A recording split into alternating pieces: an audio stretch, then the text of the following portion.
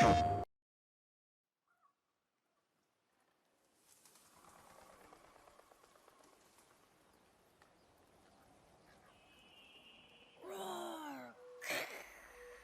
That dumb hammer doesn't scare me. Boom! Oh no! Boy! Stop! Boy!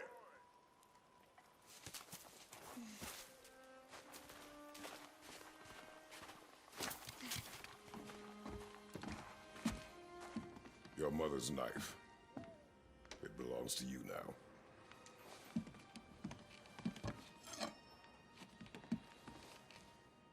What for? A test. She taught you to hunt, yes? Yes, sir. Then show me what you know. I am hungry. É isso aí, pessoal. Esse aí é o novo Kratos, barbudo, muito mais velho. E em outra mitologia, quem diria, hein? Mas tudo bem. Aqui é o Esquento e hoje é dia de teoria. Um quadro novo que eu quero lançar no canal, contando sobre algumas teorias de jogos. Hoje vai ser uma teoria minha, onde eu tento explicar como Kratos chegou nessa nova mitologia e quem é esse menino, quem é esse garoto, a importância dele. Eu tento aqui desvendar o novo enredo do God of War. Beleza?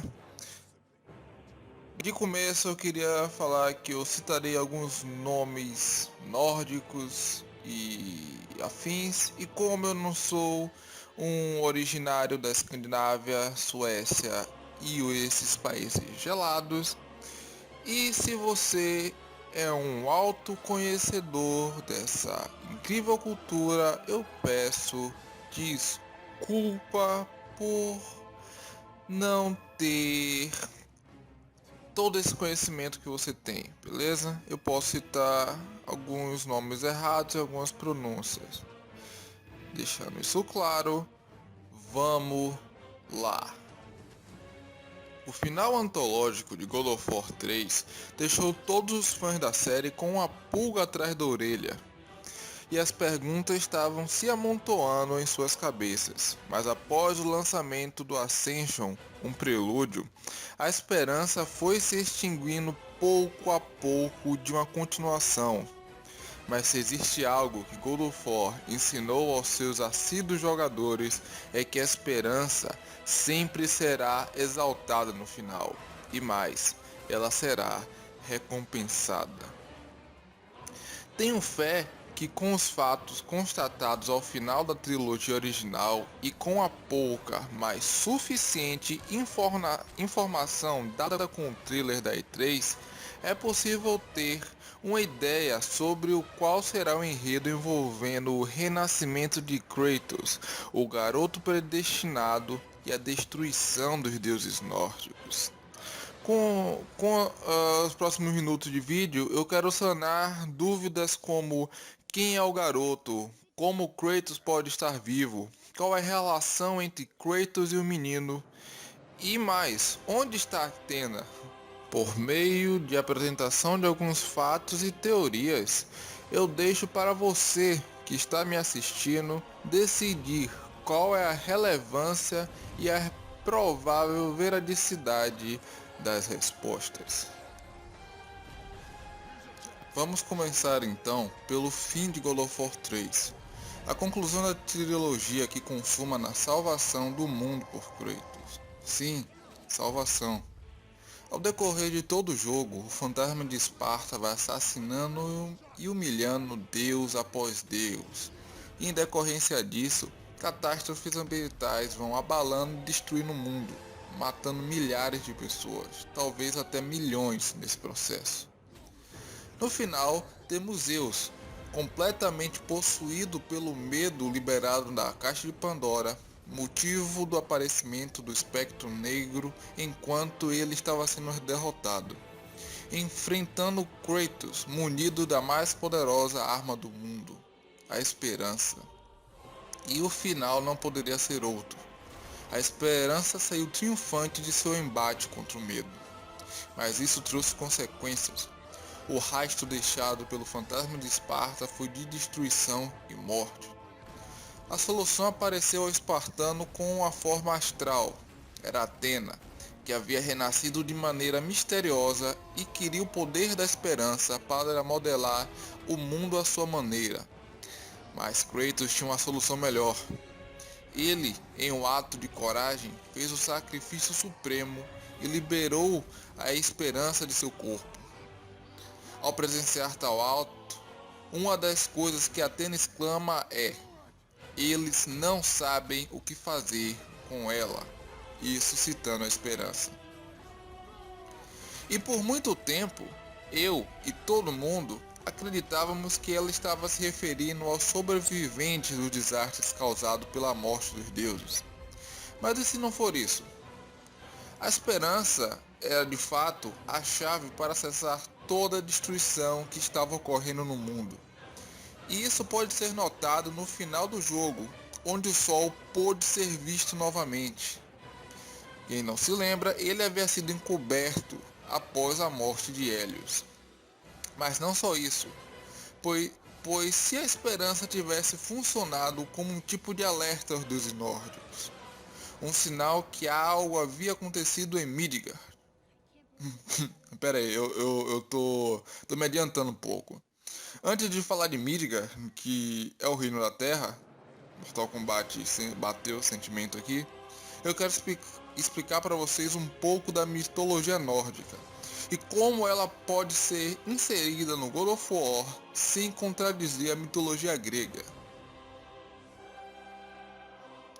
Yggdrasil é uma árvore gigantesca, onde todos os planos estão conectados, sendo os principais Helheim, o mundo dos mortos, Gudheim, a morada dos Aeses, os deuses guerreiros, e Midgard, que é o mundo dos homens.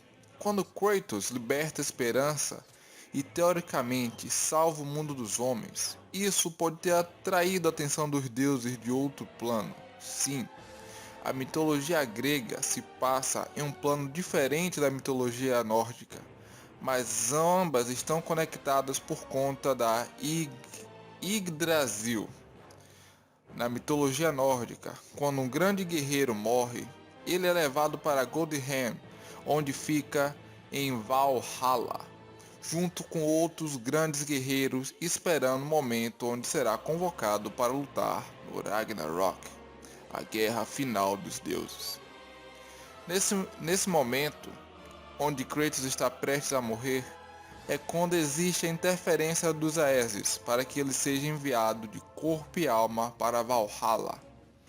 E a responsável por isso foi Sif, a deusa guerreira. Nesse momento você pode estar se achando que isso não faz sentido, visto que não haveria motivo para ter Kratos no Gudheim. Mas existe sim um motivo, e seu nome é Ragnarok.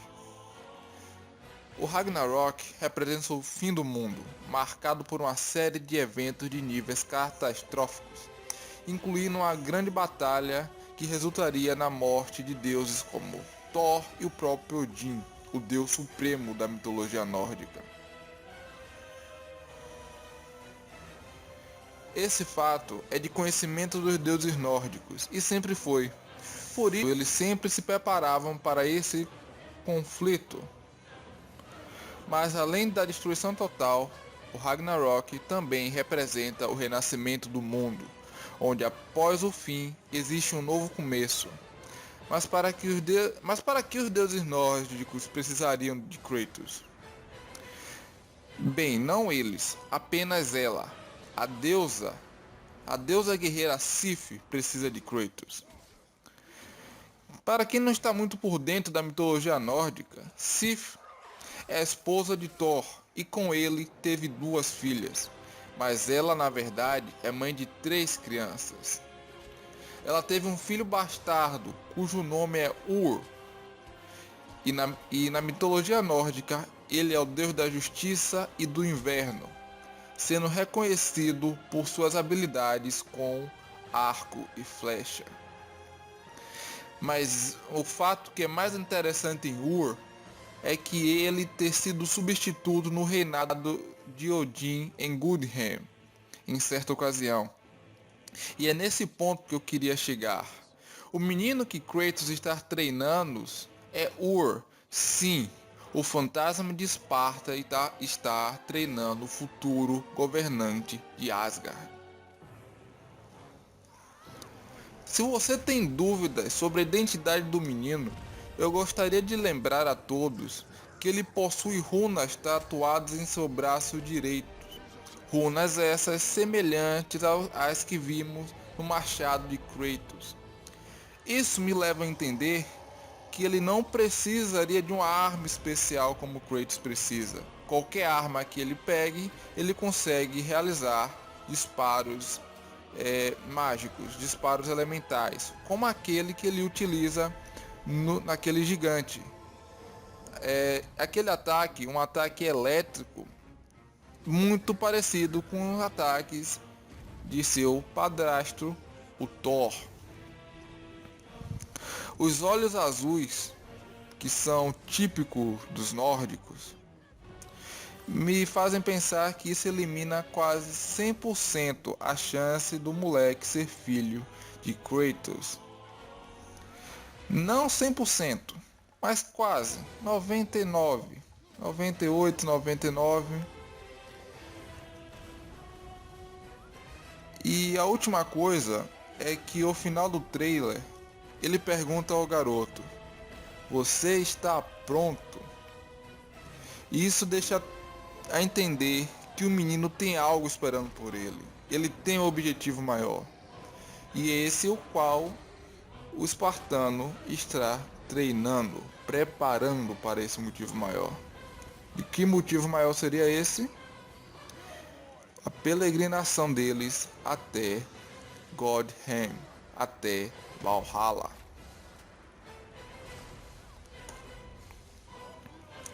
O fato deles estarem em um local frio e enfrentarem um gigante com poderes de fogo também pode ser explicado analisando a mitologia nórdica. Veja bem, Niflheim é um reino gelado de muita névoa na mitologia nórdica, e nele existe um dragão chamado Nidhogg. Esse dragão possivelmente foi representado por aquele dragãozinho que é visto no final do trailer. Interessante é que esse reino está em constante batalha com Muspelheim, um reino de fogo. E é notável também que está existindo uma batalha entre esses dois reinos. Quando Kratos e o menino passam por uma estrutura que parece ser um acampamento, é possível ver vários guerreiros mortos e também um gigante estripado pendurado pelos calcanhares. Mas o motivo principal dessa guerra, eu acredito que seja o garoto. Ur é o motivo principal. Ao final do trailer, onde Kratos pergunta se o garoto está pronto, como eu já disse, era para a peregrinação deles até Gudhem, até Valhalla, onde ele iria assumir o trono de Odin. Agora, por que assumir o trono de Odin? Simples, o Ragnarok, nos tempos do jogo, já aconteceu. E ele aconteceu ao mesmo momento em que Kratos estava matando Zeus em Midgard. E é por isso que a gente vê uma serpente gigante no final do trailer. Você não viu? Eu vou deixar uma foto aí. Essa partezinha aí, essa é a serpente gigante. Essa é uma parte dela. E ela está morta. O nome dela é Jormungand. Ela é filha de Loki. E é dito que durante o Ragnarok, Jormungand e Thor matam um ao outro. É por isso que ela está ali. Ela está morta. Pelo menos uma parte dela está ali. A outra parte pode estar em qualquer outro canto, porque ela é muito gigante. Ela é muito grande, né? Agora, para finalizar minha teoria, eu acredito que o jogo se trata de uma guerra dos tronos, onde após a morte de Odin e Thor, assim como a maioria dos deuses maiores, ficaria um espaço vago no trono, e Kratos deve levar Ur até lá para que ele possa governar Gudhem. Isso foi a pedido de Sif, em um momento de desespero dela, que ela viu que iria morrer, provavelmente. Uma coisa que eu esqueci de falar é que na mitologia nórdica, Sif ela é morta por deuses, pelos gigantes de fogo, como aquele que apareceu no trailer. Também queria lembrar que Sif ela é dita como uma deusa que aprecia muitos guerreiros. Ela aprecia guerreiros de habilidade. E não existe maior guerreiro em Midgard do que... Nossa, tá passando um carro de som aqui agora. Muito obrigado.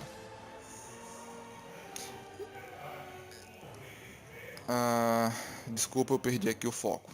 Voltando aqui. Ela é uma deusa que aprecia muito habilidade. E Kratos é simplesmente o guerreiro mortal que matou todos os deuses gregos. Então, ela viu de fato Kratos. Ela deve ter percebido, pô, existe alguém mais preparado que esse cara? Não. Então, ela entrega o filho dela para que Kratos tome conta dele, treine-o e como último, como uma última ordem não, né? O último pedido de uma mãe, ele pede a Kratos para que ele ensine-o, crie-o e leve-o para Gudhem. O menino chama Kratos de pai em algumas partes do trailer. Isso leva a crer que o Kratos está cuidando dele desde criança, desde pequeno. E faz sentido nessa teoria, porque se o Ragnarok está acontecendo desde aquele momento onde Kratos mata Zeus, e naquele momento Kratos foi levado para outro plano, um plano onde existe a mitologia nórdica, o menino ainda era um bebê. Por isso que eu acredito que se passaram entre 13 e 14 anos após o fim, após a morte de Zeus. Isso explicaria um pouco também por que Kratos tem essa relação tão forte com essa criança. Kratos finalmente viu uma família para ele. O menino é a família de Kratos, a família que Kratos sempre buscou desde que ele matou a sua própria. Ele teve muita dessa relação com Pandora também. Se vocês lembram, Pandora é responsável por Kratos conseguir forças no final para matar Zeus. E essa relação que eu tô vendo com o menino.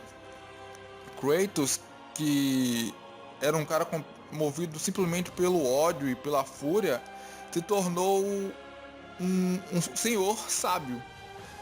Ele não sai mais gritando por aí desesperado, matando tudo que se mexe.